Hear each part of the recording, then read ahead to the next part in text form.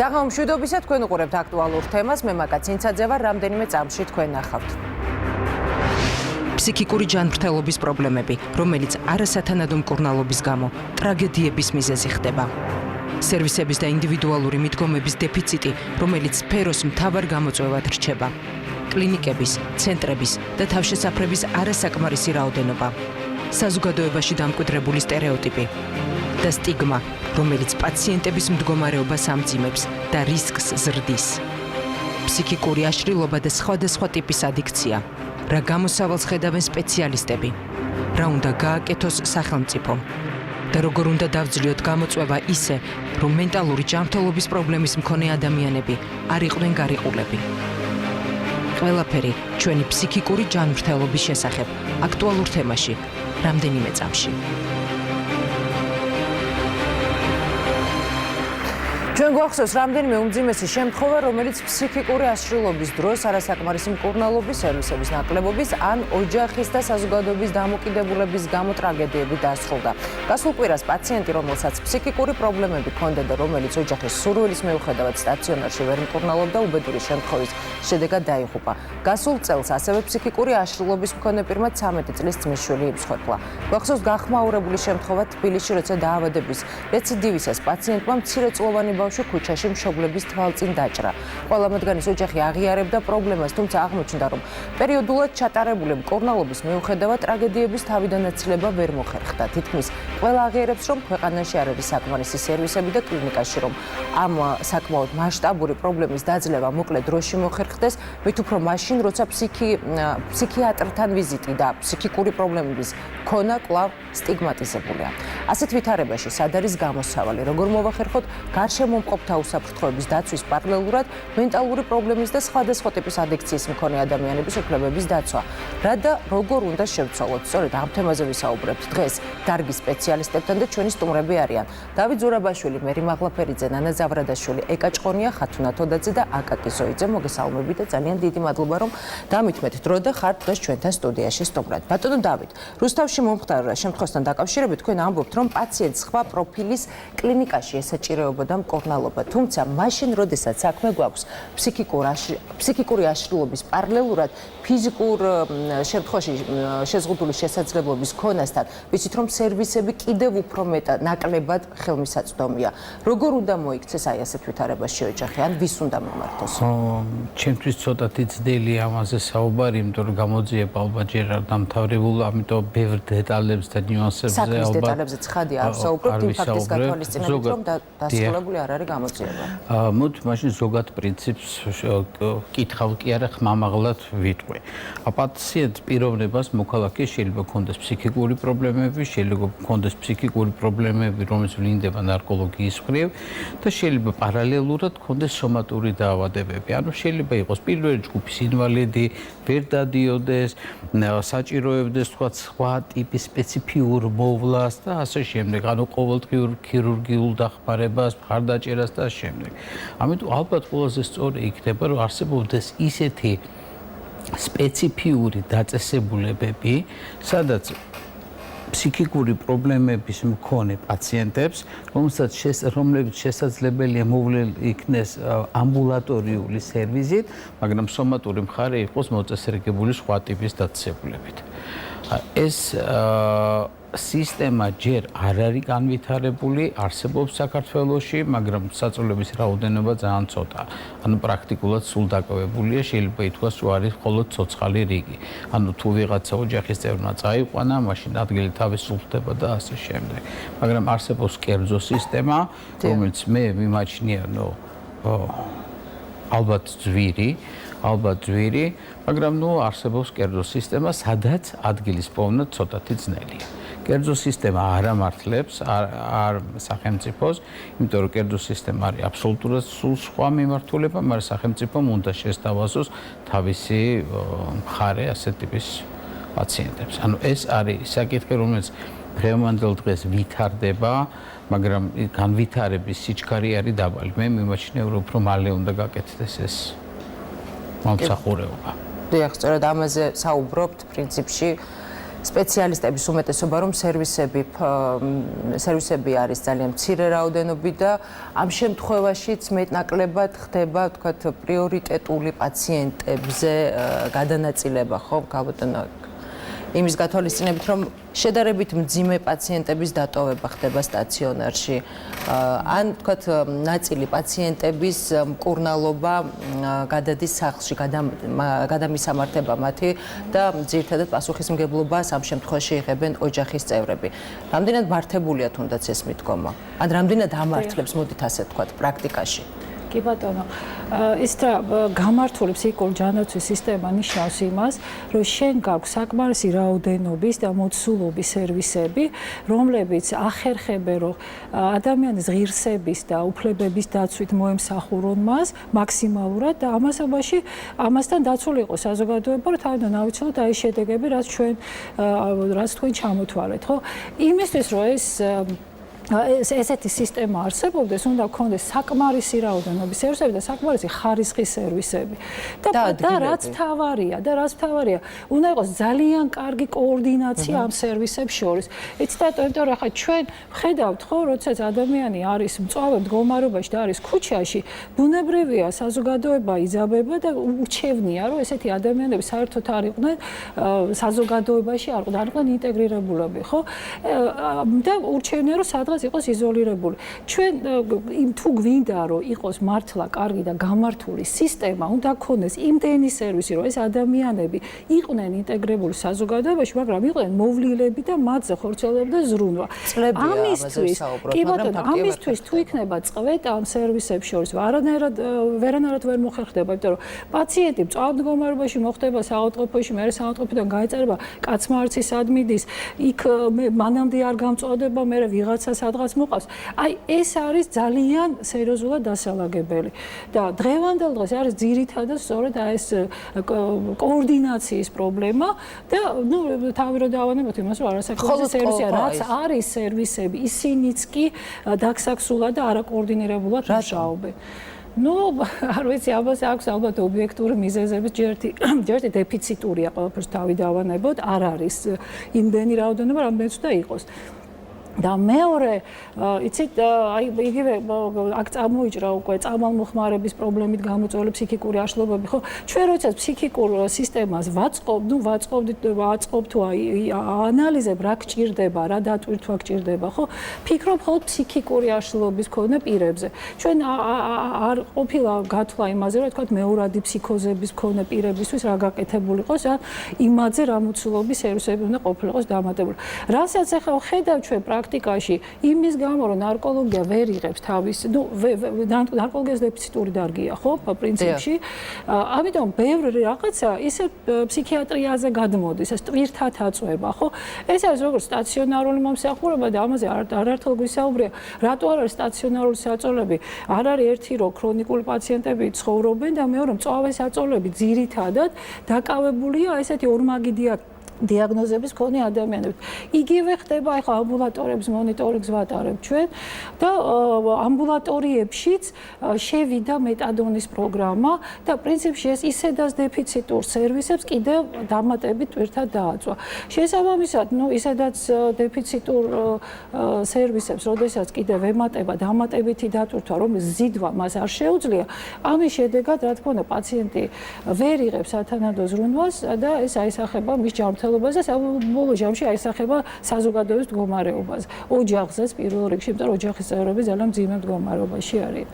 დიახ, ოჯახის წევრები მძიმე მდგომარეობაში არიან, გარდა ამისა, პაციენტები, ქალბატონი ანა, ქალბატონი ხათუნა, არიან ასევე მძიმე მდგომარეობაში, მოგმართავენ, თუ როდესაც მაგათად ქალბატონმა ეკამ ნარკოდამოკიდებულება ახსენა, ვიცი რომ არსებობს გარკვეული პროგრამები, მაგრამ ვიდრე გრძელვადიან პერსპექტივაში ვთქვათ რაღაც გამოჩნდება და პრობლემის გადაჭრის გზები დავინახავთ ცხადად, ხომ და ხელშესახებად. მანამდე რა შეიძლება რომ გაკეთდეს და როგორ შეიძლება არსებული პრობლემა რომ მოგვარდეს?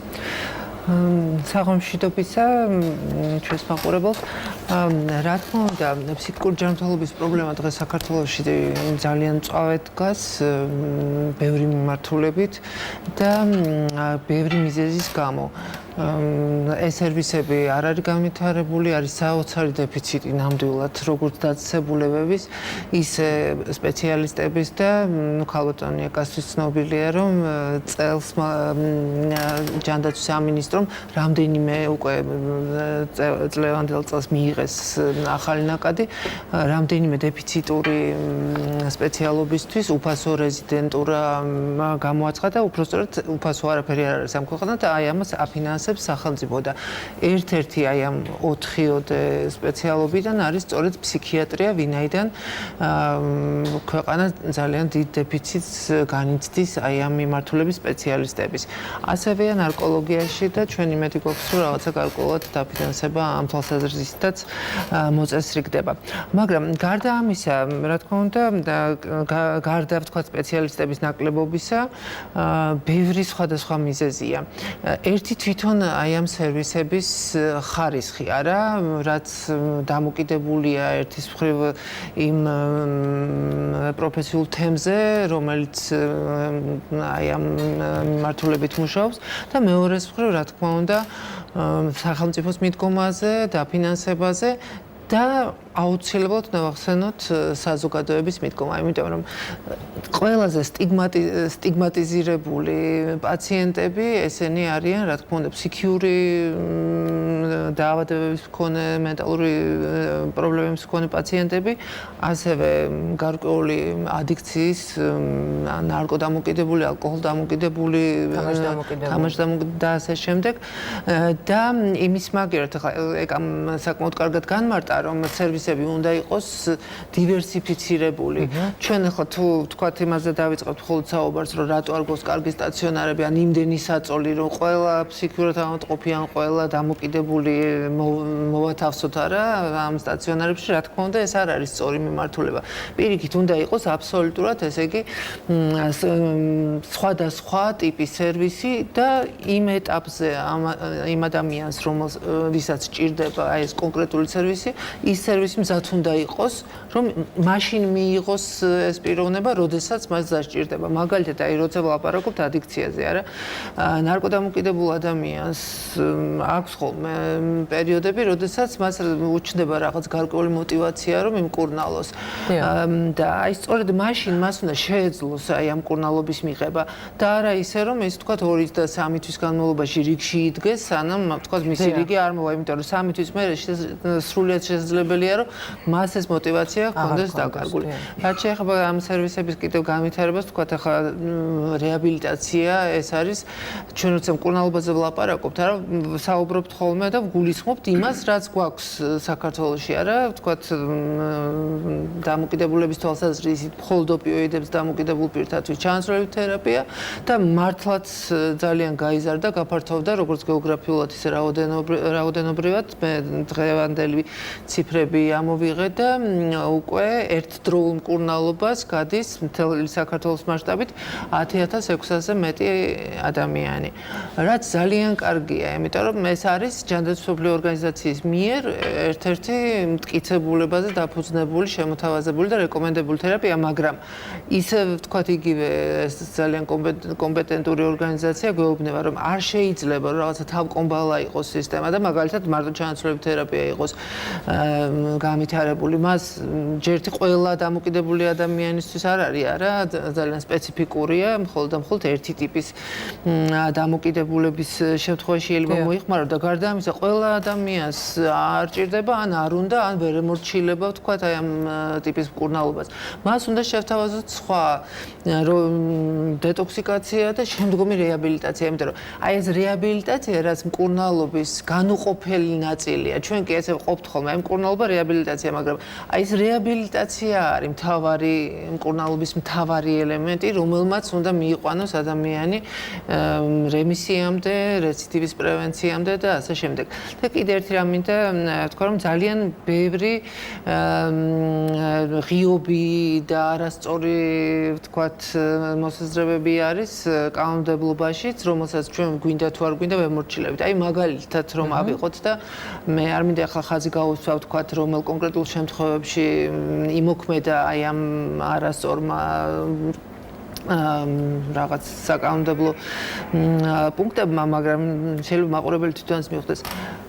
ფსიქიატრიაში მწვავე შემთხვევაში, როდესაც პაციენტი იმდენად ვთქვათ, შეურაცხადია, რომ იგი თავის თავზე, თავის ქცევაზე პასუხს ვერ აგებს და საკუთარი თავისთვის ან საზოგადოებისთვის გარკვეულ ხიფათს წარმოადგენს, არსებობს მექანიზმი იმისა, რომ მას დაევალოს მკურნალობა, ამაში ჩართულები არიან როგორც ექიმები, ასევე სპეციალურად მომზადებული მოსამართლე, რომელიც თქვათ, აი ამ მკურნალობის დავალდებულებას და ექიმებთან ერთად განსაზღვროს ხანგრძლივობას და ასე შემდეგ. იგივე მდგომარეობის ნარკოლოგიურ პაციენტს, რომელსაც აქვს ფსიქოზური მდგომარეობა, ოღონდ არ აქვს ფსიქიატრიული, ჩვენს ყოფთ ბევრ ქვეყანაში ერთიანია ეს მენტალური ჯანმრთელობა, მაგრამ თქვათ არ აქვს ის დიაგნოზები, რომლის დაავალდებულებდა. თუ კი ეს პაციენტი არ მოინდომებს მკურნალობას, არანაირი უფლება არ აქვს. იძულების მექანიზმი არ არსებობს. დიახ, იძულებას არ ვიტყოდ, მაგრამ დავალდებულების მექანიზმი არ არსებობს და სხვა გამოსავალი არ არის, რომ გაუშვას ასეთი პაციენტი არანამკურნალები ან რაღაცა მინიმალური, მხოლოდ რაღაცა ესეთი პირველადი დახმარების გაწევის შემდეგ ქუჩაში და ის როგორ მოიქცევა მერე ქუჩაში, სახლში და საზოგადოებაში, ეს არავინ არ უწყის. გასაგებია და როგორც წესი შემდეგ ექიმებთან მოდიან პრეტენზიებით. უმეტესწილად რა თქმა უნდა და ზოგჯერ ექიმებიც ისჯებიან ამის გამო. ქალბატონი ნანა, 2019 წელს გაქვთ კვლევა ჩატარებული ფსიქიატრიულ დაწესებულებებში არსებული სიტუაციის და არა მხოლოდ ძალიან საინტერესო კვლევა იყო. 2020 წელს კვლევა არ არსებობს ჯერჯერობით, მაგრამ არსებობს გარკვეული შედეგები და თუ შეგიძლიათ რომ გითხრათ, აი ამ ერთი წლის განმავლობაში გარკვეულწილად მეტაკლებად მაინც თუ შეიცვალა ვითარება უკეთესობისკენ. თუ პირით. დიახ. ესე იგი, ჩვენ ჩავატარეთ კვლევა მსოფლიო ჯანდაცვის ორგანიზაციის ინსტრუმენტი გამოვიყენეთ, რომ შეგვეფასებინა ფსიქიატრიულ დაწესებულებებში საქართველოში იმ პერიოდისათვის მოქმედ ყველა ფსიქიატრიულ დაწესებულებაში ადამიანის უფლებები და მომსახურების ხარისხი. ამ კვლევის ჩატარების მიზანი სწორედ ის იყო, რომ რაღაცა ბაზისური ინფორმაცია შეგვეგროვებინა, რა სტადიაზე ვართ, რა სიტუაციაა, ეხლა ძირითადად რა ზოგადი პრობლემები გვაქვს და საითკენ მივდივართ ან როგორ უნდა განვითარდეთ. პირველი რაც ნამდვილად აი ამ კვლევამ გამოავლინა და ჩვენ კი პროფესიონალებმა ვიცოდით, მაგრამ ეს კვლევით დადასტურდა, ეს არის რომ უპირატესობა აქვს მცირე ფსიქიატრიულ დაწესებულებებს ზოგად პროფილის კლინიკებში ინტეგრირებულს.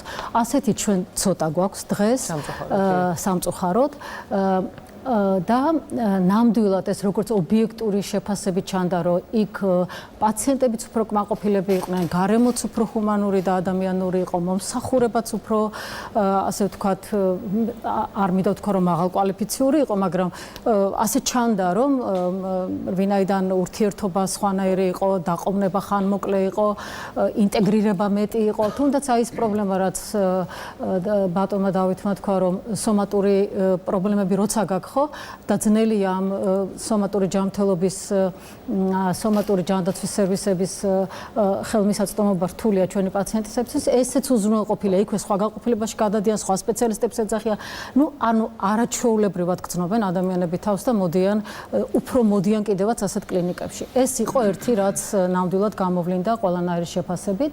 მეორე გამოვლინდა, რასაც უკვე ვსაუბრობ ჩვენ, რომ ამ ასე ვთქვათ არც მახსენდება ესეთ შემთხვევაში, რომ ჩვენ და ნარკოლოგები ერთად ვისხდეთ, ანუ იშვიათად ვსხდებით ერთად და ვსჯელობთ ერთად ჩვენ პრობლემებზე და ერთობლივ რაღაცა კოორდინაციაზე, განვითარებაზე. რაღაცნაირად ისე ხდება, რომ ცალ-ცალკე ვითარდებით და თითქოს მერე რაღაც ერთი პრობლემა რო იჩენს თავს, მერე ფიქრობთ არა, იქით არის თუ აქეთ არის. ამ დროს ძალიან ბევრი გადაკვეთა გვაქვს ჩვენ, ძალიან ბევრი. ერთი დარგი ვარ და მეორე ცეცადაც გადაკვეთა გვაქვს. ძალიან ბევრია დუალური დიაგნოზით. სიტუაცია. და ეს გამოვლინდა, რომ ადამიანები, რომლებსაც აქვთ როგორც ნარკოლოგიური პრობლემა, ასე ფსიქიატრული პრობლემა, ვერ ღებულობენ ადეკვატურ მომსახურებას. შეიძლება მივიდნენ ნარკოლოგთან და ნარკოლოგმა უთხრას, რომ წამყვანი შენთან ფსიქიატრიულია და მიბრძანდი ფსიქიატრიულში. შეიძლება მივიდნენ ფსიქიატრიულში და ფსიქიატრმა უთხრას, რომ შენთან ამ წუთში წამყვანი ნარკოლოგიურია და მე რა შუაში ვარ, ჯერ ნარკოლოგიური მკურნალე. ესე წინ და უკან სიარული და ეს ნამდვილად პრობლემაა და ეს უნდა დავჭდეთ პროფესიონალები და ჯანდაცვის სამინისტრო რასაკვირველი ერთობლივად და რაღაცა ისეთი სისტემა უნდა ისე უნდა იყოს ეს, რომ ადამიანი დაკვალიანებული უნდა იყოს, სად უნდა წავიდეს, სასწრაფო უნდა იყოს დაკვალიანებული, სად უნდა მიიყვანოს. ხო, აქეთ-იქით დაყავს და მე სასწრაფოც ბრალდება, არცადაც არ დაღარ წავიყვან ერთი ადგილიდან მეორე ადგილზე. კიდევ გამოვლინდა, რომ ძალიან მწირია აი ეკამაც ნაკლებად თქვა რომ დაგსაქსულიაო და ძალიან მწირია ფსიქოსოციალური რეაბილიტაციის სერვისები. აი ნუ როგორ გითხრათ, ამბულატორია და სტაციონარი კიდევ თუ მუშაობს, რეაბილიტაციის სერვისები, ანუ ადამიანებს აქვთ არჩევანი, ან ჩაკეტილები იყვნენ სახლში, ან ჩაკეტილები იყვნენ საავადმყოფოში. ეს თავისთავად უარყოფითად მოქმედებს ადამიანებზე, ოჯახებზე, აი ამ მიკრო სამყაროზე და იწვევს გაღიზიანებას, აგრესიულობას, არაადეკვატურ ქცევას, ამოვარდნას საერთოდ საზოგადოებიდან და ასევე გამოვლინდა კვლევით, რომ ძალიან გვიჭირს ეს რეინტეგრაცია ადამიანების უკან დაბრუნება, რაღაცა საზრისის პოვნა ცხოვრებაში, დასაქმება, განათლება, მეგობრობა, კლუბი, გართობა, ეს ყველაფერი ძალიან სერიოზული პრობლემაა და ისევ უკან.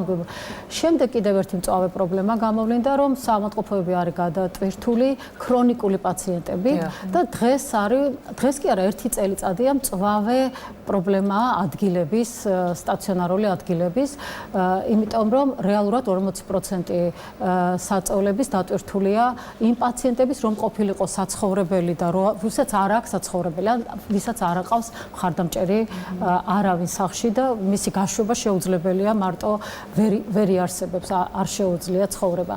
აი ასევე ჩვენი ერთ-ერთი სერიოზული რეკომენდაციაა, რომ უნდა სასწრაფოდ შეიქმნას ეს საცხოვრებლები, თავშესაფრებით, საცხოვრებლები, უფრო კარგი სიტყვაა საცხოვრებელი და რომ იყოს ეს ასევე ამ ადამიანებს ჰქონდეს წასასვლელი და გათავისუფლდეს.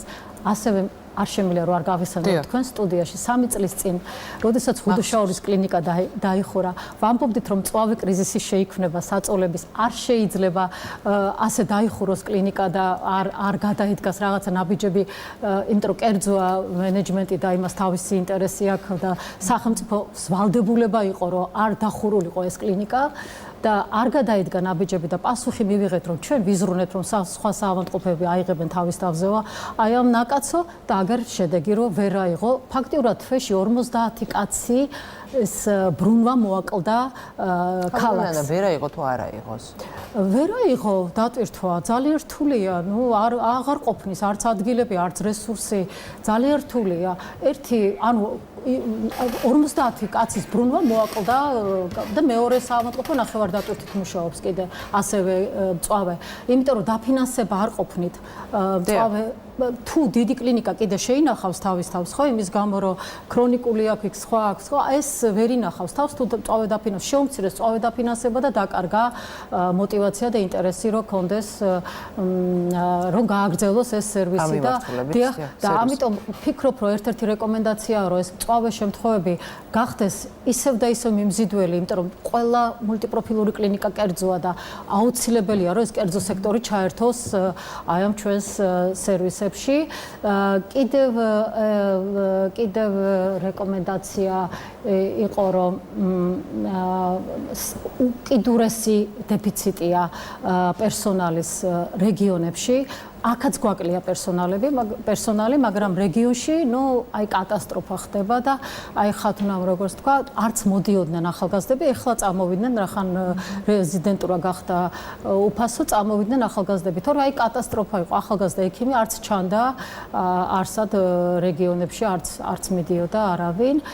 კიდევ მინდა გითხრათ, რომ გამოვლინდა ამ კვლევაში, რომ ზოგიერთი ფსიქიატრული დაწესებულება არის კერძო, ზოგიერთი სახელმწიფო. თავისი პლუსი და მინუსი აქვს. ბევრი მოწინააღმდეგე ყავს იმას, რომ ფსიქიატრული დაწესებულებები კერძო იყოს, იმიტომ რომ უფრო მეტად ეს სოციალური არ არის მომგებიანი სფერო, ასე ვთქვათ, და შეიძლება მეპატრონე ან კერძო მეპატრონე დაინტერესდეს უფრო მოგებით და დაზიანდეს ხარისხი. ამავე დროს სახელმწიფო დაწესებულებები შეზღუდულები არიან უამრავი რა ქვია ტენდერებით ძალიან შეზღუდულები არიან, ანუ გამოვლინდა რომ კვლევაში რომ უფრო მოქნილია კერძო სექტორი ამასობაში იგივე წამლის შეძენით, ინფრასტრუქტურის გაუმჯობესებით, ამ რესურსების მოძიებით, მაშინ როდესაც სახელმწიფო დაწესებულებები ძალიან შეზღუდულები არიან როგორც ინფრასტრუქტურის განახლების მხრივ, თითქმის არ აქვთ ამის რესურსი, ასევე მედიკამენტების შეძენა ტენდერით უნდა ნებისმიერ მედიკამენტის კი არა წლობით ხდება მანქანების შეძენა ან საჭირო განახლება რაღაცა. განახლება და გადაიარაღება. კიდევ შემიძლია კიდევ ბევრი ვილაპარაკო. დიახ, ვიცი, ხალბატონ ნანო. არ მინდა რომ დაგავიცოდეთ, იმიტომ რომ მე მაინც წარმოშობით აღმოსავლეთიდან და იმ კვლევაში თქვენ გაქვთ რომ აღმოსავლეთში პრაქტიკულად სტაციონარია არ არსებობს. იმდენი პრობლემაა ხო რა ვიცი. პრობლემა ნამდვილად ძალიან ბევრია. ბატონო აკაკი, ერთ-ერთი უმთავრესი მკურნალობის გავლა, ხომ? ის პირობებიც ზოგადად პაციენტებს ხვდებათ სტაციონარში, ერთ-ერთი უმთავრესი პრობლემა არის ეს და მეორე, გამოიღო თუ არა შედეგი ფსიქიკური ჯანმრთელობის პროგრამაში თავის დროზე შეტანილმა ცვლილებებმა. დღეს როგორ რა ჩანს ამ გადმოსახედიდან? ანუ ეს პრობლემა მოგესალმებით. და თანმიმდევრული პოლიტიკა რამდენად არის ამ სფეროში? ხო, ცოტა რთული სათქმელია იმ პირობებში, როდესაც მოდი ესე ვთქვათ რა, დღეს ფსიქიკური ჯანმრთელობა, და სპეციალურად ამ ტერმინს ვიხარ ფსიქიკური ჯანმრთელობა და არა ფსიქიატრია, ნარკოლოგია და ასე შემდეგ, იმიტომ რომ ზოგადად ამოცანა და ერთი პატარა სიმბოლური ნაბიჯი, მაგრამ ძალიან მნიშვნელოვანი ჩემი აზრით, რომ დატვირთვა უნდა ქონდეს ის, რომ დღეს კანონსაც ქვია უკვე ფსიქიკური ჯანმრთელობის შესახებ კანონი და არა ფსიქიატრიული დახმარების შესახებ კანონი, რაც ბოლოს მიიღო საქართველოს პარლამენტმა. ჩემი დიდი იმედია, რომ ეს დამოკიდებულება შეცვლი ზოგადად ამ საკითხის მიმართ, იმიტომ არა მხოლოდ ფსიქიკური ჯანმრთელობის, არამედ ზოგადად ჯანმრთელობის მიმართ. და ეს ნაწილი არის და რეალურად ის გომერად შექმნილია არის სარკე იმისი, რაც არის თლიანად საზოგადოებაში და თლიანად ზოგადად ჯანდაცვის სისტემაში. საზოგადოებაში ის რომ ეს თემა საერთოდ ტაბუ არის და ხშირ შემთხვევაში ძალიან სტიგმატი არის დაკავშირებული დიდი თქვა თვითონ ამ დაავადებებთან და ამ აშლილობებთან, რაც შეიძლება ამასთან იყოს დაკავშირებული ყოველ სპექტრთან, არა მხოლოდ თქვა ადიქციასთან, არამედ თლიანად ადამიანის და როდესაც საუბარია რომ იგივე სამეზობლოში, თემში რეინტეგრაციაზე ერთ-ერთი ხელი შემცველი ფაქტორი სწორედ.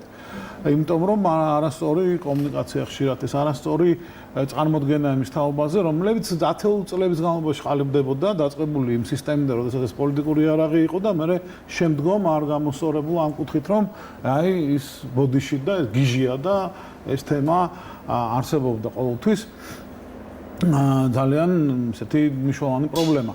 მაგრამ მეორე მხარე არის რა, ეს საზოგადოების და ჯანდაცვის მხარე გახლავთ ის, რომ ჩვენთან პრაქტიკულად არ მუშაობს და ყველაზე სუსტი და ჩავარდნილია პირველად ჯანდაცვის გოლი სამწუხაროდ დღესდღეობით, რომლის ძირითადი ამოცანა უნდა იყოს პირველადი, მეორეული და მესამეული პრევენცია და ჩვენი ჯანმრთელობის შენარჩუნება და არა ორიენტირებული არ იყოს თლიანად სისტემა ჩვენ ჯანმრთელობის მორყევაზე, რომ მე მას უმკურნალობს, იმიტომ რომ რეალურად დღეს აქ ვართ მისული და ჩვენ ვასტიმულირებთ იმას, რომ მაქსიმალურად ადამიანი ძალიან გვიან მივიდეს საავადმყოფოში და რაც შეიძლება ძვირადღირებული მკურნალობა ჩაიტაროს იქნება ფსიქიკური პრობლემების გამო თუ ნებისმიერი სხვა ფიზიკური თუ სომატური პრობლემების გამო, ვიდრე იმას, რომ შეუნარჩუნოთ ეს ჯანმრთელობა. იმიტომ რომ აი ეს სპექტრი, რადგან აქ იყო საუბარი დივერსიფიკაციაზე და საუბარი თქვა იმაზე, რომ არ არსებობს ეს სერვისები და კოორდინაცია, სწორედ ესე უნდა იყოს აწყობილი რა. პირველი საზოგადოებასთან უნდა იმუშაო, რომ ეს კომუნიკაცია საზოგადოებასთან, რომ ეს არ იყოს სტიგმატიზირებული, ეს სათემო სერვისები, ანუ სერვისი, რომელიც ჩვეულებრივ ადამიანს წარმოადგენს, ის ჩვეულებრივ ადამიანია ფსიქიკური ჯანმრთელობის პრობლემის მქონე ადამიანი, რომელიც თქვენს გვერდზე არის უბრალოდ და მას თუ ის კომპენსირებულია ადეკვატურ ამბულატორიულ მკურნალობას იღებს, თუ აქვს ადეკვატური მხარდამჭერი ქსელი მის ირგვლივ, საერთოდ პრობლემა არ არის ეს და შეიძლება არც იცოდეთ, რომ ეს პრობლემა იმ ადამიანთან არსებობს და არც უნდა იცოდეთ, იმიტომ რომ ეს არის ადამიანის უფლება, რომ მას იარსებოს, როდესაც სანამ ის თავისუფალი ამაში მის უფლება მანამ არის, სანამ ის თქვენ უფლებაში არ შემოვა და არ დაარღვევს. დამთავრდა თემა. ანუ ეს ადამიანს უნდა ქონდეს ხარდაჭერის ეს საშუალება პირველად ჯანდაცვის სისტემის მეშვეობით ეს სათემო სერვისები იქ უნდა იყოს დაკავშირებული და მე სათემო სერვისი ორგანულად ასევე უნდა მიყვებოდეს როგორც რეფერალს, ანუ იქიდან გაგზავნა ჭირდება თუ არა მას სტაციონარში, ძალიან იშვიათ შემთხვევაში უნდა იგზავნებოდეს სტაციონარში და ისე უკან რომ მაშინ ხდებოდეს მისი აღრიცხვაზე აყვანა და შესაბამის ხარდაჭერის წარმოქმნა როგორც კი დაბრუნდება. ეს ეხება არა მხოლოდ ფსიქიკურ ჯანმრთელობას, არამედ ნებისმიერი სხვა ჯანმრთელობის პრობლემას, ქრონიკულ დაავადების, რომელიც ჩვენ ქვეყანაში ძალიან დიდ პროცენტს ჩვენ მოქალაქეების აქვს. როგორც არტერიული წნევა არის დღეს პრობლემა და როგორც არის თქვა, შაქრიანი დიაბეტი კარგად სხვავდება თავისი არსით ფსიქიკური ჯანმრთელობის პრობლემა. ანუ ისეთივე მართვა ჭირდება, ისეთივე მენეჯმენტი და ისეთივე მეგობარი და პარტნიორი უნდა იყოს ექიმი ყველა დონეზე. არა ის, რომელიც საავადმყოფოში რომ მივამ ხოლმე და ჩვენ რაღაც ხშირ შემთხვევაში შედეგებს უყურებთ ხოლმე და არა მიზეზებს. მიზეზი ეს არის, რომ სისტემა ესე არ არის აწყობილი და ამისთვის წლები დაჭირდა სხვა ქვეყნებს, რომ სისტემები ესე აეწყო და ვერ ჩვენზე გაცილებით დიდარ ქვეყანაა, ჩვენზე უფრო წინ წასულს, დღემდე არ აქვს ბოლომდე გათავისუფლებული, ბოლომდე გაკეთებული, მაგრამ ამ მიმართულებით მიდიან. ჩვენთვისაც ეს არის ყველაზე დიდი ამოცანა, რომ აი ეს ამ მიმართულებით სხვა გავაგრძელოთ და რა თქმა უნდა ეს ყველა კომპონენტი რაც აქ იყო საუბარი ის რომ წავე განყოფილებები უნდა იყოს სომატურ განყოფილებებთან ერთად ამ მიმართულებით სხვა უნდა გაგრძელდეს ის რომ ხელი უნდა შეეწყოს ადეკვატურ მარეგულირებელ შემწყიდულ გარემოს აქ თავი კერძო და სახელმწიფო კი არ არის თავის პლუსი აქვს თავის მინუსი აქვს თავი კარგად ააწყო და დაალაგო ის ინცენტივები ანუ მოტივაციები რომლებიც იგივე შეწყდვის სისტემაში იქნება გადახდის სისტემაში იქნება ანაზღაურების სისტემაში იქნება ეს ყველაფერი დაალაგებადია თავარი ეს პრინციპები იყოს ჩადებული რომ ეს არის ფსიქიკური ჯანმრთელობის პრობლემები და არ არის ფსიქიატრიის ან ნარკოლოგიის პრობლემა რომ ეს არის ყველას პრობლემა თვითონ ჩვენთაგან შეიძლება ეს სერვისი დაჭირდეს და დღეს ჭირდება მით უმეტეს რომ COVID-19-ზე ვლაპარაკობ ჩვენ აი თუნდაც იმ 3 თვის განმავლობაში რაც ვიყავით ჩვენ თქვა დარჩის სისტემა რამხელა ამ შედეგები ჯერ კიდევ შესაძლოა წინ არის ეს სტრესის რაც გადავიარეთ და ის შეზღუდვები რაც იყო ხო ჩვენ ეს ჯერ კიდევ წინ გველის სხვადასხვა სეგმენტში საზოგადოების ახალგაზრდობაში ბავშვებში და ბევრი სხვა რაღაც ოჯახური ძალადობის ის თემები რომლებიც ნამდვილად გააქტიურდა ამ პერიოდში და კიდევ უფრო გამოჩნდება ეს კიდევ და ღმერთმა დაგუპაროს რა თქმა უნდა ღმერთმა დაგუპაროს კიდე თუ გამწვავდა ეს პრობლემა იმიტომ რომ მე ჩვენ ტყიდან დიდი ბოდიშთან გამოთქმისთვის მაგრამ გამოსულები არა ვართ ნამდვილად და თუ ის რომ დღეს ოაზისი ვარ ჩვენს ირგვლივ ეს ჩვენი ყველას ერთად მოქალაქეების დამსახურება და ჩვენი ექიმების და ეპიდემიოლოგების და კოორდინირებული ქმედების მაგრამ ეს არ ნიშნავს რომ ჩვენ უსასრულოდ ასე კარგად ვიქნებით მე ძალიან მინდა რომ ასე იყოს და საერთოდ ეს თემა აღარ არსებობდეს მაგრამ შედეგი შენარჩუნებას ძალიან დიდი რაღაც ჭირდება და ამ პირობებში ფსიქიკური ჯანმრთელობის სერვისები განსაკუთრებით მოწყვლადი არის დამერწმუნეთ და ერთ-ერთი მათ იგივე ჯანმრთელობის სოფლიო ორგანიზაციის რეკომენდაციებში სწორედ ამ სერვისებზეა პირველში ლაპარაკი როგორ უნდა შეინარჩუნო და განავითარო ძალიან მნიშვნელოვანია რომ აი აქ საზოგადოების ყურადღება იყოს ყოველთვის იმიტომ რომ არავის არ უნდა ამ თემას აბა თქვენ ახლა გადაცემას აკეთებთ კი მოусმენს ნაწილი ტყუს ვიშ გადაიქნებს თავს მაგრამ ეს ყოველდღიური მისი ყურადღების სფეროში არ ხდება და ამ დროს საზოგადოებები ფასდება იმით თუ როგორ მდგომარეობაში არის მათი ფსიქიკური ჯანმრთელობის მქონე ადამიანები და არ ჭირდება იმას ბევრი ინდექსები და კომპოზიტები და საერთაშორისო რეიტინგები ქვეყნის თაობაზე ქვეყანას ჩადით და შეხედეთ როგორ მდგომარეობაში არის ფსიქიატრიული ფსიქიკური ჯანმრთელობის სერვისები და ფსიქიატრიული დაწესებულებები და საკმარისი იქნება რომ დასვა დიაგნოზი ეს ქვეყანა რა მდგომარეობაში და მის საზოგადოება რა მდგომარეობაში იმყოფება ამიტომაც ეს ძალიან მნიშვნელოვანი თემა არის ახლა ჩვენ ამას ვერ გადავჭერთ ამ გადაცემაში მაგრამ მიმართულებით სხვა რომ ეს ყოველთვის იყოს ყველა მთავრობისთვის დაყენებული როგორც ერთ თავარ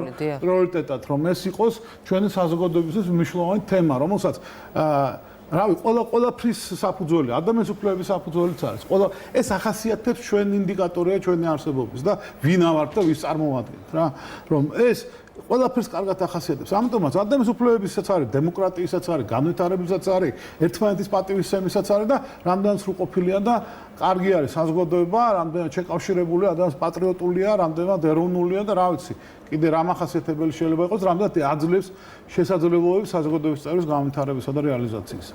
კი ბატონო. მერი, ნაწილობრივ უკვე ბატონმა აკაკიმ ისაუბრა, საზოგადოების დამოკიდებულება ამ საკითხისადმი საკმაოდ მძიმეა პირდაპირ რომ ვთქვათ. მეტნაკლებად გარიყულები არიან, როდესაც გაიგებენ რომ ესა თუ ის პრობლემა აქვს და შესაბამისად ოჯახებიც ხშირ შემთხვევაში ცდილობენ მაქსიმალურად დამალონ. საქმე რომელსაც თქვენ აკეთებთ, ადამიანები რომლებიც თქვენ მოგმართავენ თავშესაფარში, ეს მოცემულობაც რამდენადაც ვიცი ხშირ შემთხვევაში გამოწვეულია ამ პრობლემით. ანუ პარტნიორებს მეტნაკ ან აშლილობა, ან დეპრესია, ან ადიქცია, ნარკოდამოკიდებულება, ალკოჰოლდამოკიდებულება, თამაშდამოკიდებულება აწუხებთ. ერთი, თქვენ კონკრეტულ შემთხვევაში სერვისები რამდენად ხელმისაწვდომია და რამდენად მრავალფეროვანია და რამდენად საკმარისია და მეორე, საზოგადოების დამოკიდებულებაზეც რომ გესაუბროთ, ამ მიმართულებით რას ხედავთ, რა არის შესაძლებელი და მოკლე ვადიან პერსპექტივაში რა შეიძლება რომ გაკეთდეს. მოგახსენებთ, პირველ რიგში ვიტყვი სერვისებზე, მოგესალმებით, საღამო მშვიდობისა. პირველ რიგში ვიტყვი სერვისებზე, რომელსაც ჩვენი ორგანიზაცია ახორციელებს. მოგახსენებათ, რომ ჩვენ არა ჯანდაცვის, არამედ ზრუნვის კომპონენტს ვფარავთ და გვაქვს სხვადასხვა ტიპის სერვისები, მათ შორის შეზღუდული შესაძლებლობის მქონე პირებისთვის და მათ შორის ფსიქიკური აშლილობის მქონე პირებისთვის. თუმცა ეს არის გრძელვადიანი ზრუნვის სერვისები, რომელსაც ჩვენ ვაწვით იმ ადამიანებს, ვისაც სხვა წასასვლელი არ აღმოაჩნდა სამწუხაროდ, ან ვისაც თქვათ ოჯახმა უარი განაცხადა. ეს იწყება ბავშვობიდან და ვცდილობთ რომ მაქსიმალურად ეს სერვისები მათ საჭიროებებს მოვარგოთ. სწორედ აქ ჩანს და ამ კომპონენტში ჩანს ყველაზე მეტად ის სტიგმა, რომელიც საზოგადოებაში ნამდვილად არის. ჩვენ თუ ვზრუნავთ იმისათვის, რომ ჩვენი დაწესებულებები მაქსიმალურად იყოს ოჯახთან მიახლოვებული და ამას ახლა ამ წუთაც ვერ დავიკვეხნი, რომ ეს ესეა, თუმცა აქტიურად მუშაობთ დეინსტიტუციონალიზაციაზე და ეს ძალიან მალე ესე იქნება. მეორე ძალიან მნიშვნელოვანი კომპონენტი იმისათვის, რომ ეს ჩვენი დეინსტიტუციონალიზაცია დასრულდეს და პროექტი შედგეს, სწორედ ცნობიერების ამაღლება, მინიმუმ იმ თემში, სადაც ჩვენი ამ წუთას ჩვენი სერვისის მიმღებების ინტეგრაციას ვგეგმავთ. ეს არის ის ზრუნვის კომპონენტის ნაწილი, რომელსაც ჩვენი ორგანიზაცია ემსახურება. სტიგმას თუ არ მოვსპობთ, ჩვენ რაც არ უნდა ვისაუბროთ ლამაზი ფრაზებით, ინტეგრაცია, ხელშეწყობა და ასე შემდეგ, ადამიანებმა თუ არ მიიღეს ისინი, დამოკიდებულება თუ არ შეიცვალა და ეს დამოკიდებულებები ძალიან სიღრმეებში მიდის. აქ არ არის წეღანი თქვა გართობაზე საუბარი, აქ არის ელემენტარულ დამოკიდებულებებზეც კი საუბარი, როგორც არის მაღაზიაში შესვლა, ან თქვათ, რა ვიცი, მუშაობის დაწყება და ამ სტიგმასთან ბრძოლა ჩვენ თვითონ ვასაქმებთ მათ, მაგრამ რა თქმა უნდა ეს არ არის საკმარისი. და ეს მიმართულებები თუ არ დავფარეთ, მხოლოდ დაწესებული დიდი ზომის ინსტიტუციების დეინსტიტუციონალიზაცია, რა თქმა უნდა, ძალიან მნიშვნელოვანი, მაგრამ არასაკმარისი ნაბიჯი იქნება ამ მიმართულებით. ეხლა მეორე თქვათ, რასაც თქვენ მეკითხებოდით, თავშესაფრებთან დაკავშირებით, როგორც იცით, სააგენტოს აქვს ასევე ძალადობის ხობთა თავშესაფრები და კი, რა თქმა უნდა, აქაც ეს ფსიქიკური ჯანმრთელობის პრობლემები თავს იჩენს. თავს იჩენს უფრო ხშირად ადიქცია და უფრო ხშირად ალკოჰოლდამოკიდებულება მოძალადეების მხრიდან. პრობლემა რაშია ხოლმე, რომ ხშირად ამას აბრალებენ ძალადობას და არა პირიქით. ანუ ადამიანი იმიტომ რომ ალკოჰოლდამოკიდებულია არ ხდება მოძალადე, ის თუ მოძალადეა, ალკოჰოლდამოკიდებულება მის ძალადობრივ ქმედებას ძალიან ამწვავებს. ჩვენს პრაქტიკაში ესეა ხოლმე, როგორც წესი. უბრალოდ მე რა თქმა უნდა ცდილობენ რომ ეს ძალადობა გაამართლონ ან აი ამის მოხმარებით ან იმით, მაგრამ რო ჩავდივართ სიღრმეში მოხმარებისა თუ ანუ მოხმარების პერიოდში სისასტიკე გაცილებით უფრო ძლიერია, ვიდრე ვთქვათ ფხიზელ შემთხვევაში, თუმცა ეს მიმართულება ნამდვილად არის და რა თქმა უნდა თვითონ თავშესაფარშიც ახლა არ მინდა რომ მასტიგმატიზირებული გამოვიდეს, მაგრამ ხშირია ძალიან აქტიურად ფსიქოლოგის მუშაობა ამ სტიგმების დაძლევა იქნება სწორად გაცნობიერება იმ პრობლემის, რითიც ადამიანი მოვიდა ჩვენამდე. ერთი ძალიან წინ გადადგმული ნაბიჯია ხოლმე რეაბილიტაციის პროცესისთვის.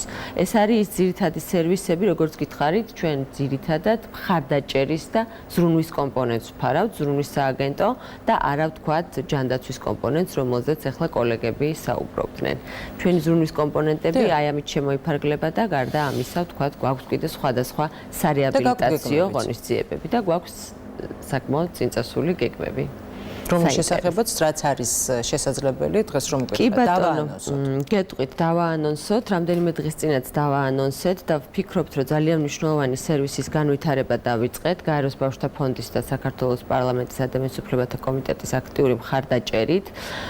კოვიდის პერიოდში სწორედ ამაზე გაკეთდა დიდი აქცენტი, რომ ჩაიკეტნენ ადამიანები და რა თქმა უნდა, ოჯახში ძალადობის ცხელი ხაზი ჩვენს ორგანიზაციაში დიდი ხანია ფუნქციონირებდა და ცხელმა ხაზმა საკმაოდ დიდი დატვირთვა აიღო ამ ჩატკეტვიდობის პერიოდში და ვთქვათ, იყო სერვისის მიწოდების ვარიანტებიც, თუ ვთქვათ, ვერ მოდიოდნენ. თუმცა ასევე შევქმნით ბავშვთა დახმარების ცხელი ხაზი 111, რომელზეც ნებისმიერ საკითხთან დაკავშირებით სწორედ ამ გამოკეტილი სიტუაციიდან გამომდინარე ძალიან სწრაფად შეიქმნა ეს ყველაფერი. რომ ავყოლოდით ამ პანდემიას და შევეცადეთ, რომ ოჯახებს დავხმარებოდით. ამ ცხელ ხაზზე ერთ-ერთი წამყვან პრობლემა და წამოვიდა სწორედ ახალგაზრდებში და ბავშვებში ადიქციის საკითხი და ადიქცია არა მხოლოდ ნარკოდამოკიდებულება, არამედ მოგეხსენებათ ბავშვებში ეგრეთ წოდებული გემბლინგი და ჩემთვის შედარებით ახალი ტერმინია გეიმინგი, ანუ კომპიუტერზე თამაშის დამოკიდებულება, რომელთან დაკავშირებითაც უფრო ხშირად მშობლები რეკავდნენ ხოლმე. სწორედ ამიტომ 111-ის ფუნქცია გავაფართოვეთ. 111-ს აქვს ასევე ფსიქოლოგიური მომსახურების ფუნქცია, შეგვიძლია ვთქვათ, როგორც სატელეფონო ფსიქოლოგიური მომსახურების მიწოდება, ასევე ადგილზე და ეხლა უკვე ვანვითარებთ აი ამ ახალგაზრდებში და ბავშვებში ადიქციის და აი ამ გემბლინგის დახმარებისათვის აუცილებელ სერვისს, რომელსაც ვთავაზობთ 25 წლამდე პირებს. ძალიან დიდი იმედი მაქვს, რომ ეს არის, ესე ვთქვათ, ჩვენი ორგანიზაციისთვის უნდა ვთქვა, რომ ძალიან მნიშვნელოვანი, იმიტომ რომ ხედავთ პირდაპირ ჩვენ გვაქვს ამ ბავშვებთან ურთიერთობა და ვიცით, ვის სჭირდება და რაოდენ დიდია მოთხოვნა ამ ტიპის სერვისებზე და ძალიან დიდი იმედი გვაქვს, რომ საინტერესო სერვისების განვითარებას შევძლებთ ამ მიმართულებით, სადაც არა მხოლოდ მკურნალობის, აი როგორც აქ ითქვა და დავწმუნდი, რომ ალბათ სწორი ნაბიჯები გვაქვს და არა მხოლოდ მკურნალობის, არამედ რეაბილიტაციის კომპონენტი იქნება ერთად და ვთქვათ, არა მხოლოდ მედიკამენტოზური, არამედ ფსიქოემოციური მხარდაჭერის ნაწილი, რომელიც ბავშვებში ძალიან მნიშვნელოვანია, გაერთიანდა აი ამ სერვისის ქვეშ. ბატონო, ნამდვილად მერი წარმატებებს გისურვებ და ძალიან დიდი იმედი მაქვს, რომ უკვე შედეგებსაც ვნახავთ უახლოეს მომავალში. ბატონო დავით, მე მინდა რომ ისევ სტიგმატიზების ნაწილს გავყო და საზოგადოების დამოკიდებულებას, მაგალითად იმის მიუხედავად, რომ ფსიქიკური აშლილობა არის დაავადება, ხომ, განსხვავებით სხვა დაავადებებისგან, მის მიმართ ფაქტია, რომ წლების განმავლობაში, რაზეც ბატონმა აკაკიმაც ისაუბრა, არის სტერეოტიპული დამოკიდებულება და ადამიანები მიიჩნევენ, რომ ეს არის მხოლოდ გენეტიკური განწყობით გამოწვეული და არავითარ შემთხვევაში, თუნდაც სტრესის შემდეგ მე არ დამემართება. ერთი, თქვენ როგორც სპეციალისტმა, რომ ახსნათ ზოგადად რა სიმპტომების შემთხვევაში, პირველადი სიმპტომები როგორია, რა შემთხვევაში უნდა მიმართონ სპეციალისტს, რომ აუცილებელია მიმართოთ ხშირ შემთხვევაში, თუნდაც იგივე ეს კოვიდი, ის სამთვიანი ჩაკეტილობა, შეზღუდვები, იმოქმედა თუ არა ამ ფაქტორმა საზოგადოებაზე და როგორ შეიძლება თქვათ გამოსწორდეს მდგომარეობა. პირველი რიგის ამოცანები, რა შეიძლება ეს მინიმალურად გაკეთდეს პირველადი ჩარევები. ცნობიერების ამაღლების კი ბატონო, მაგრამ შემიძლია თუ არა ვისარგებლო პირდაპირ ეთერით და მოგიცლოთ, იმიტომ ძალიან კარგ საქმეს აკეთებთ. მე ვამაყობ იმით, რაც თქვენ აკეთებთ, იმიტომ რომ ჩვენი მასწავლებელი მირიან მესტიაშვილი თქვენ გახსოვთ, რომელიც იყო ბავშვთა ფსიქიატრი და 1988 წელს, როდესაც პირველი და ერთადერთი ბავშვთა ფსიქიატრიული სტაციონარი არსებობდა ასათიანზე, ეგრეთ წოდებულ ასათიანს, მაშინ ბატონ მირიანი იძახდა ეს პრობლემა აუცილებლად იქნება, ეს პრობლემა მაშინ აუცილებლად მოსაგვარებელია და ასე შემდეგ. ამიტომ ნაწილ კადრებს გვზდიდა ამ მიმართულებით და ჩვენ გავაგრძელეთ გავთარაძეზე ფსიქიკური ჯანმრთელობის ნარკომანიის პრევენციის ცენტრში ამ მიმართულებით მუშაობდით და თუ თქვენ რაღაცა მხარდაჭერა ან რაღაცა რჩევას ვერ იტყვით, რომ თქვენ სრულიად კომპეტენტურები ხართ, მაგრამ გვერდში დგომა დაგჭირდა სიამოვნებით ქალბატონი, არა, რჩევა ნამდვილად არ გჭირდება ქალბატონი ხათუნა და მეც ალბათ გვერდში დაგიდგებით რითიც შევძლებთ და როგორ. ამიტომ ჩათვალეთ რომ თქვენი გუნდი გაძლიერდა 2 ადამიანით. ძალიან დიდი მადლობა. კარ. ეხლა მეორე საკითხზე, ხო? ძირითადი საკითხი რას ნიშნავს ფსიქიკური დაავადება? ეხლა ჩვენ აქ ვინც ფსიქიატრები ვართ, შეგვიძლია ვიკამათოთ იმ თეორიის მიხედვით, ამ თეორიის მიხედვით, ამ ხედვით, იმ ხედვით, მაგრამ ეს კამათი ალბათ საზოგადოებისთვის ნამდვილად საინტერესო არ იქნება. ჩვენ უნდა ვთქვათ საზოგადოებას და ეს რეალობა ნებისმიერ მოქალაქეს, ნებისმიერ ადამიანს, მაგრამ არა ყველა ასაკში შეუძლია გახდეს ავად. ანუ ორგანიზმში არის ჩადებული აბსოლუტურად ყველა დაავადება, რომელიც ჩვენ ვიცით, ან რომელიც არ ვიცით და იქნება 10 ან 100 წლის შემდეგ. ანუ მაგრამ ჩვენი ცხოვრების წესიდან გამომდინარე, ჩვენ ან მივცემ იმ დაავადებას, მდგომარეობას შანსს გამოავლინოს საკუთარი თავი და შეცვალოს შენი ენდოკრინული სისტემა, მუშაობის წესი, თუ არა.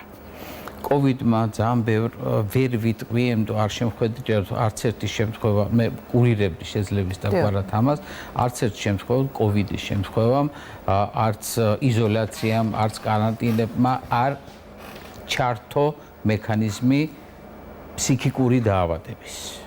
არასწორად ამბობ კოლეგებისთვის, მაგრამ საზოგადოებისთვის. მაგრამ ძალიან ბევრს ჩართო მექანიზმი, რომელსაც ქვია ნევროზული და შფოთვითი რეგისტრის აშლილობები. ახალგაზრდებში წამოვიდა, მერე შემდგომში წამოვიდა სხვადასხვა ტიპის შიშები, ვაიმე დისტანცია დავიცავი თუ არა. ეს ქონდა ადამიანს ჩადებული. ეს საზოგადოება მიაწოდა და უთხრა, რომ ეს გაითვალისწინე და ეს მდგომარეობა შენში აუცილებლად ამუშავდება. იმიტომ რომ აკვიატების ფორმები არის. აკვიატების ერთ-ერთი აკვიატების ფორმები ნაწილობრივ საჭირო, იმიტომ რომ ამ აკვიატების ფორმამ დაგვიცვა ჩვენ დაავადებისგან, მაგრამ დღევანდელ დღეს როდესაც მოიხსნა კანონი და ჩვენ გვაქვს საშუალება, თქვა სადღაც პირბადის გარეშე ვიაროთ, ჩვენ მეორე უკიდურესობაში გადავედით, ანუ ვაკეთებთ იმას, რომ გავამძაფროთ ისევ იგივე მდგომარეობა. ნახე ეს ჩვეულებრივია, ადამიანური არის, ამას ვერ გავექცევით, მაგრამ თქვენი კითხვა იყო სად და როგორ უნდა ვიმართოთ. ჩვენ ვიცით, რომ ორგანიზმი არის მანქანა, რომელიც უნდა მუშაობდეს კომფორტულად. ნებისმიერ დისკომფორტს, რომელსაც ჩვენ ვიგრძნობთ, თითი გვეთკინა, დავახველეთ, რამდენჯერმე ზედმეტად ხელი დავიბანეთ, თუ რაღაცაზე უარი თქვით, იმიტომ რომ გვეშინია იქ ვიღაცა იქნება და გადაგვედება, ამისთვის არის საკითხი. პირველი ჯანდაცვის რგოლი. იქ უნდა მივიდეთ, სადღაც უნდა დავრეკოთ, ვკითხოთ, დაგვაკვალიანებენ და იქ უნდა დაგხვდეს სპეციალისტი, რომელიც გეტყვის ნერვიულად, სწორია, სწორე იქცევით, ან მიმართეთ შესაბამის სპეციალისტს. ამიტომ ჩვენი პირველი ჯანდაცვის რგოლი უფრო ნასწავლი, უფრო კომპეტენტური უნდა იყოს ფსიქიატრიული და ნარკოლოგიური მიმართულებით. და ალბათ ეს ნაწილობრივ ჩვენი საზოგადოების ბრალია ფსიქიატრთა საზოგადოების, ნარკოლოგთა საზოგადოების, რომ ეს საკითხი უფრო მეტად უნდა წამოვწიოთ, უფრო მეტად უნდა ვიმუშაოთ, უფრო მეტად უნდა გავაპიაროთ თქვენი დახმარებით. დავამატო. კი, რა თქმა უნდა, ქალბატონო ხათუნა. ესე იგი, იმდენად სტიგმატიზებულია ჩვენი ფსიქიკური პრობლემების მქონე პაციენტი და საერთოდ ეს დარგი, რომ თვითონ ექიმებიც სტიგმატიზებული ვართ. ეს ძალიან სასაცილოა ერთის მხრივ, იმიტომ რომ ძალიან ბევრ წამყვან ქვეყანაში, უცხოეთში პირიქით ფსიქიატრია ითვლება, ძალიან ესეთ სასურველ პროფესიად. მაგრამ აი ხშირად, როდესაც ვთქვათ, განსაკუთრებით როდესაც ვესაუბრებით ოჯახის წევრს, მშობელს, მეუღლეს და ასე შემდეგ და ვეუბნებით, რომ აი ფსიქიატრი ჭირდება, ფსიქიატრი მას გადაყავს მაშინვე ისრების სხვაგან ნევროპათოლოგი, ფსიქოლოგი, ფსიქოთერაპევტი. ზეზებიც აქვს, ხო, პოლიტიკაც კი ასეთი იყო გარკვეულ წლების წინ. ხო, ალბათ ეს ძალიან კომბინირებული საკითხია, მაგრამ აი ფსიქიატრამდე მისვლა ძალიან ჭირს ხოლმე, რომ რაღაცნაირად გავაგებინოთ, შევაგნებინოთ და ამაზე ალბათ მედიამაც უნდა იმუშაოს, ჩვენც უნდა ვიმუშაოთ, რა ვიცი, შეიძლება ზოგადად რაღაც აი არასამთავრობო ორგანიზაციებმაც და ასე შემდეგ, იმიტომ რომ ჩვენ სტიგმატიზებული ვართ, აი გაგეცინებათ, მაგრამ ჩვენ ვართ ის ექიმები, რომლებსაც ხანდახან ჩვენი პაციენტების მშობლები ან ახლობლები გამარჯვებას არ გვეუბნებიან ქუჩაში შეხვედრისას და გადადიან მეორე მხარეს, რომ აი ამ უხერხულ მდგომარეობაში არ ჩავარდეს, იმიტომ რომ მას თვითონ აქვს იმდენად აი ამ დაავადების მიმართ არასწორი დამოკიდებულება და მიაჩნია რომ რაღაცა სამარცხვინა, რაღაცა საშინელება ხდება, მას გაკიცხვის ეშინია და არ ხდება. დიახ, ისევე როგორც ქალბატონოება ნებისმიერი ორგანო შეიძლება აკუთკივდეს და შესაბამისად მიმართავთ ის ყოფით ენაზე რომ თქვა შესაბამის სპეციალისტს ანალოგიურად უნდა მიმართოთ საჭიროების შემთხვევაში ფსიქოლოგს, ფსიქოთერაპევტს, ფსიქიატრს და ასე შემდეგ. აი ეს პირველადი ნიშნები მაინტერესებს სწორედ ამიტომ, ანუ ხშირ შემთხვევაში თუ პაციენტის მდგომარეობა არ დამძიმდა, როგორც წესი მაქსიმალურად ცდილობენ თავი არიდონ ფსიქიატრებს, თავი არიდონ ფსიქოლოგთან ვიზიტს. რა შემთხვევაში აი უბრალოდ ცუდ ხასიათზე თუ ვართ ერთჯერადაც ცხადია რომ არ არის საჭირო ალბათ, მაგრამ თუ ეს უკვე გახანგრძლივ და რამდენიმე თვეს მოიცავს, არის თუ არა აუცილებელი რომ მიმართონ შესაბამის სპეციალისტს. და ისევე იკურნება ცხადია როგორც სხვა ნებისმიერი დაავადება. ხო, ეს და თუ ჩვენ მივუდგებით ამას ფსიქიკური აშლილობების განმარტებით, ნებისმიერ ფსიქიკური აშლილობას აქვს ესეთი კარდინალური ნიშანი, კრიტერიუმები, ხო, თავის ნიშნებთან, ერთად სიმპტომებთან, რომელზეც აუცილებლად ვიტყვი ძირითად სიმპტომებს, არის ძალიან მნიშვნელოვანი რამ, რომ როდესაც ეს მდგომარეობა ადამიანს აკარგვინებს ნორმალური ფუნქციონირების უნარს. ის ვეღარ ახერხებს შეასრულოს თავისი მოვალეობა, ეს არის სამსახური, ეს არის ოჯახის მოვლა, ეს არის სწავლა და ასე შემდეგ. ამიტომ თუ მე იგივე პირველი იცით რა ყველაზე მეტად იგივე ახლა კოვიდზე საუბრობდით ხო პირველი მოდის ადაპტაციური დარღვევების დროს ძილი ყვება მადა ხო როდესაც ახლა გასაგებია ყველას შეიძლება პერიოდულად რაღაც დაგვიმართოს მაგრამ ეს შეიძლება იყოს პირველი დასაწყისი ეს თქვა საწყისი სიმპტომები რომელიც ძალიან კარგად ჩანს მე თუ ვხედავთ ხო ძალიან ხშირად ახალგაზრდები მოზარდების მშობლები მოგმართავენ ხოლმე ხო რომ ხედავ რომ ჩემი შვილი არ მთელი ღამე არ ძინავს ჩემი შვილს და მე მთელი დღის განმავლობაში ან ძინავს ან მაინც არ ძინავს ხო არის აგზნებული გაღიზიანებული არ შეიძლება რომ არ იყოს აგზნებული და გაღიზიანებული ხო ამის გამო მას უქვეითდება შრომის უნარიანობა სწავლის უნარიანობა ურთიერთობების უნარი და ასე შემდეგ ანუ ეს უკვე ვეღარ ახერხებს ნორმალურ ფუნქციონირებას ესე ვთქვათ ამ შემთხვევაში ბუნებრივია უნდა მიმართოს სპეციალისტს ეხლა უпроსტად იცით რა სპეციალისტს არა შეიძლება სპეციალისტს არ მიმართოს მაგრამ ეს უნდა იყოს ნიშანი რომ მას რაღაცა აწუხებს და შეიძლება ეხლა ფუნქციური ოჯახი იყოს არა იცით რა ზოგჯერ არის ხოლმე საკმარისია ვთქვათ აი მშობელს დაელაპარაკოს აუხსნას აი თქვენ იკითხეთ რომ თითქოს ისეთი განცდაა რომ მე აუცილებლად გენეტიკურად თუ არ მომზდევს ეს არასდროს არაფერი არ დამემართება ხო ან თუ მე ვხედავ რომ რაღაცა მიზეზის გამო მე ესე ვარ ხო თითქოს ეს არ არის პრობლემა აქ საქმე იმაში რომ შენ უკვე ცუდად ახარ შენ უკვე ვეღარ ახერხებ იმის კეთებას საკუთარი ძალით ამასთან გამკლავებას და გჭირდება დახმარება ხო ეხლა როგორი სიმწვავეა როგორი სიძლიერესა რა თქმა უნდა ეხლა ეს კონკრეტულად ყოველ ინდივიდუალურ შემთხვევაში უნდა განსაზღვრო სპეციალისტმა, მაგრამ ის რომ მე თუ იმაზე მეტად შფოთავ, იმაზე მეტად აღარ მძინავს, საკვები ვერ ვიკვებები, ან გადამეტებულად ვიკვებები, რომ ზიანს ვაყენებ უკვე ჩემს ორგანებს, ეს უნდა იყოს ნიშანი იმისა, რომ მე მჭირდება ვიღაცის დახმარება და ნუ თუ ჩემი თუ მკლავდები და ოჯახის წევრების დახმარებით ხომ კარგია და თუ ესეთი ფუნქციური ოჯახი მაქვს და ამას ძალიან მნიშვნელობა აქვს დიდი, აი ხარდამჭერი ქსელი, ხო? ვისაც მე მინდა შემიძლია მივიდე და უთხრა, რომ ესეთი პრობლემები მაქვს, თუ არა და მაშინ უნდა მიმართო უკვე სპეციალისტს და ის კონკრეტულ შემთხვევაში დაადგენს რა ჩარევა ამაში არ არის და ერთი რა არის იცით აი ეს არის ძალიან ეს ნებისმიერ ჯანმრთელობის ნებისმიერ საკითხს ეხება რაც უფრო ადრე ვიწყებ მე მკურნალობას თუ ჩარევას თუ ინტერვენციას მით უფრო ეფექტურია შედეგი ხო თუ მე ხა ეს მიუშვი ეს მდგომარეობა აუცილებლად მე ეს გადაიზრდება ბევრად უფრო მძიმე მდგომარეობაში რომელთაც გამოსავალი უკვე უფრო მძიმე იქნება საინტერესო რაღაც უცებ მომივიდა აზრად და მინდა დავამატო.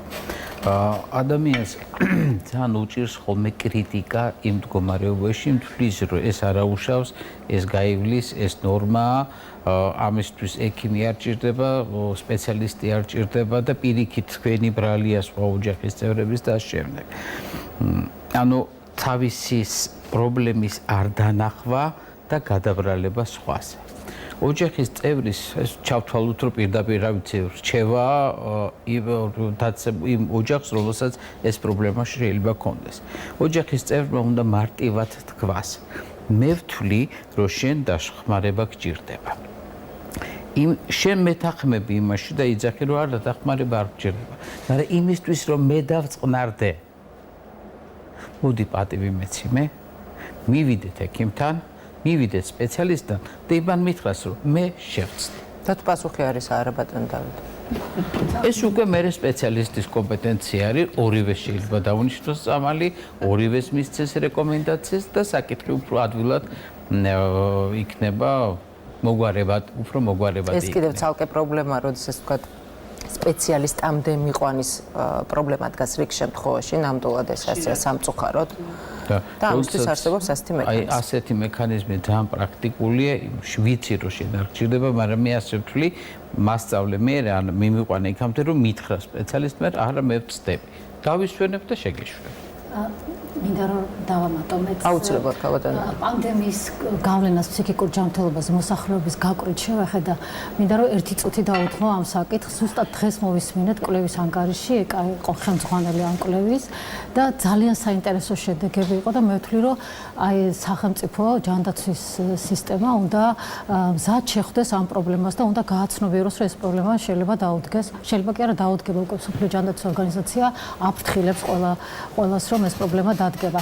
რა იყო ამ შედეგებში ძალიან საყურადღებო, რომ შფოთვის დონემ ორჯერ თუ სამჯერ და მეტჯერ გაიზარდა ზოგად მაჩვენებელთან შედარებით, დეპრესიის დონე 3.5-ჯერ და მეტჯერ გაიზარდა, სტრესორებს შორის ყველაზე წამყვანია საყვარელი ადამიანის დაინფიცირება ან დაკარგვა ან როდემდე გაურკვეველი მომავალი და ეკონომიკური პრობლემები, ეს ყველაფერი და ეს ყველაფერი იწვევს იმას, რომ გაიზარდა თამბაქოს მოხმარება,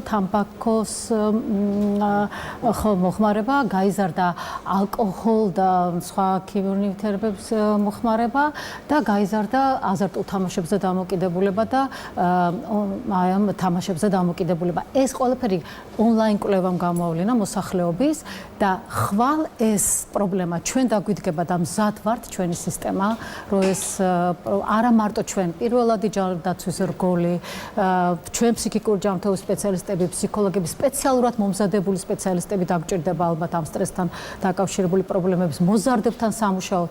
ეს ისეთი აქტუალური პრობლემაა, რომ ჩვენ დღეს ვერ ვხედავთ. სხვათა შორის ამ კვლევაშიც იყო, რომ ეს ყველაფერი არის დღეს ისევ დონორების დაფინანსებით და სადღაც სახელმწიფო სტრატეგია ამ მიმართულებით ისევ არ ჩანს და ხვალ დავდგებით ისევ იმ პრობლემის წინაშე, რომ ხანძარი უნდა ჩავაქროთ.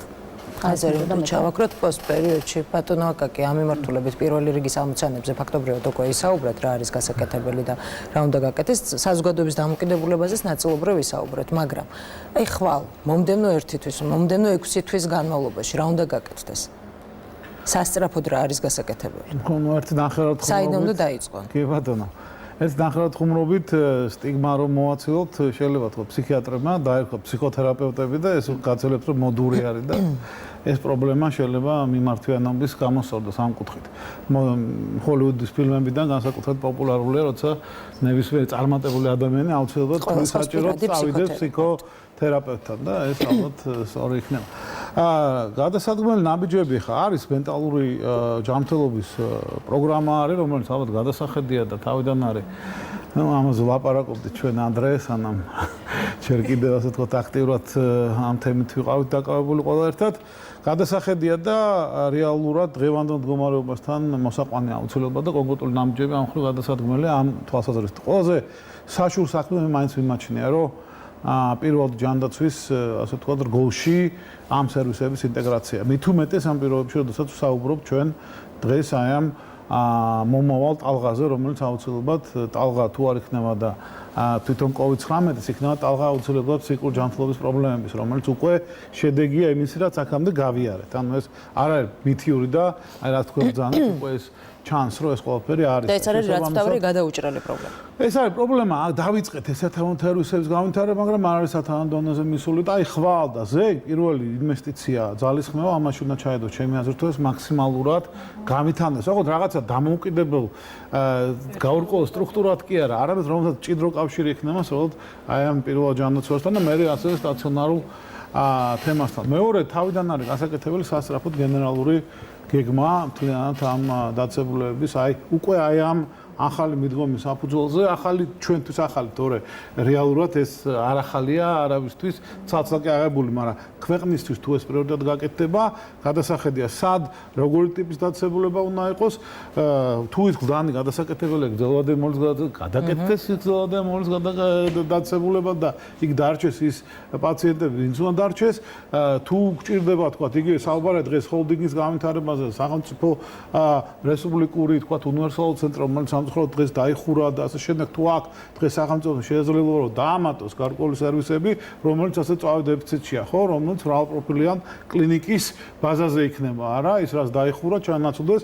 ოღონდ ეს ყველაფერი არ უნდა იყოს ესე რაღაცა ამოგლეჯილი თემების მიხედვით დაალაგებული, იმიტომ რომ ამოგლეჯილ თემას რო დაალაგებ, ისე გაგიფუჭდება საქმე, რომ ამის დაალაგებას აზრი აღარ იქნება, იმიტომ რომ მოგაწובה აჯერმენტ პაციენტი თუ არ გეყოლება პირველ ჯანაცვა დეკომპენსირებული და რემისიაში გადაუსველი პაციენტი გეყოლება ყველგან და ასე რომ ეს თემა რეაბილიტაციის ნარკოპოლიტიკა სამწუხაროდ ეს რეფორმა ბოლომდე ვერ მივიყვანეთ ასევე და იქ საუბარი იყო ძალიან მნიშვნელოვანი რეაბილიტაციური სერვისების განვითარებაზე, რომ ჩანაცვლებელი თერაპია არ არის ის რაც სჭირდება опроსოდ არ არის საკმარისი, რომელიც თქვა მეორეული და მესამეული პრევენცია და რეაბილიტაცია არის ერთ-ერთი გზა რომ ყველაფერი გააკეთო და ანუ ეს ისეთი თემები ახლა ყველა ვიცით რომ მნიშვნელოვანია, მაგრამ კონკრეტული ნაბიჯები არის მოკლევადიან პერსპექტივაში გადასადგმელი. რა და ერთი შეიძლება იყოს ეს რომ გეგმა განახდეს და მე რა გეგმის მიხედვით კონკრეტული ინვესტიციები გაკეთდეს ხალხშიც და ინფრასტრუქტურაშიც იმისათვის რომ ეს გავაკეთოთ და ხალხში ინვესტიცია ამ შემთხვევაში ნიშნავს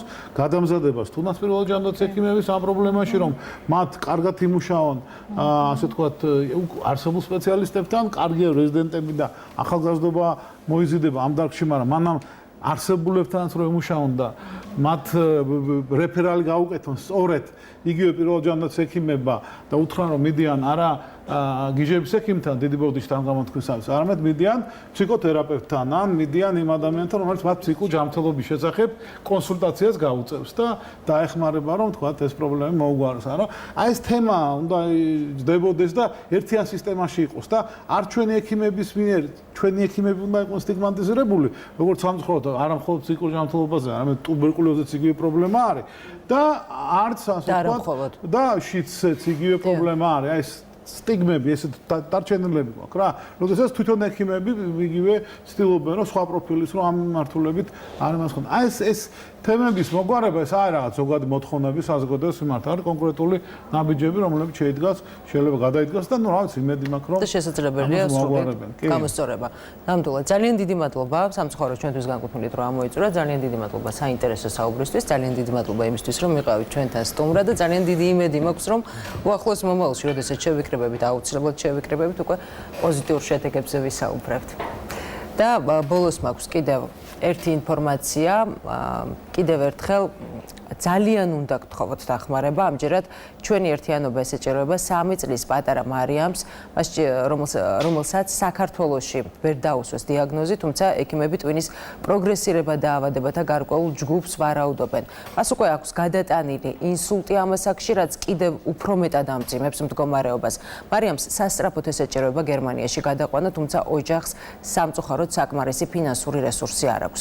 კიდევ ერთხელ გთხოვთ, გამოიჩინოთ გულისხმიერება, თქვენს მიერ გახსოვდეთ გადმორიცხული 1 ლარიც კი არის ძალიან მნიშვნელოვანი. ასეთი გახლდათ დღევანდელი აქტუალური თემა, გემშვიდობებით მომდევნო პარასკევამდე.